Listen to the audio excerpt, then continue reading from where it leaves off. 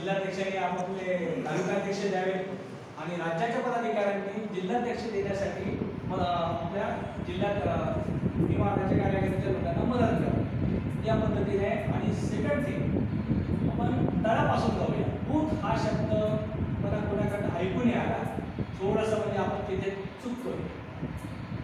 1 booth 10 youth ही जवळपास प्रत्येक पक्षाची स्लोगन आहे। 1 बूथ 10 यूथ जोपर्यंत आपण या संकल्पनेवर पोहोचत नाही तोपर्यंत तळागाळातून मजबूत होणं आपल्याला शक्य नाही। तर प्रत्येक इथे बसलेल्या माझ्या साथीदारांना माझं म्हणजे नम्र निवेदन आहे का तुमच्या अखत्यारीत येणारा जिल्हाध्यक्ष, तुमच्या अखत्यारीत येणारा तालुकाध्यक्ष, तुमच्या अखत्यारीत येणारा बूथ अध्यक्ष, त्याला तुम्ही बूथ अध्यक्ष हे पद द्या।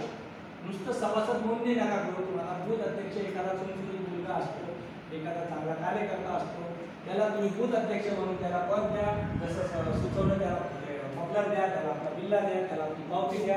आणि बूथ अध्यक्ष म्हणून जेव्हा तो आपल्या कामाला लागतो तर एक त्याच्या पदाला वजन येते। नाही, मी RJDचा बूथ अध्यक्ष आहे आणि त्याला जास्त नाही 10 लोकांचा टार्गेट, 10 सभासद बूथला प्रत्येक ॲक्टिव्ह सभासद 10 सभासद देण्यात त्याच्यावर जबाबदारी टाकली गेली पाहिजे। आणि जेव्हा तुमचा तळागाळातला बूथ मजबूत होईल, तेव्हा तुमचा शहराध्यक्ष मजबूत होईल, तेव्हा तुमचा तालुकाध्यक्ष मजबूत होईल, तेव्हा तुमचा राज्याध्यक्ष मजबूत होईल, तेव्हा तुमचा पक्ष मजबूत होईल। तर यासाठी बूथवर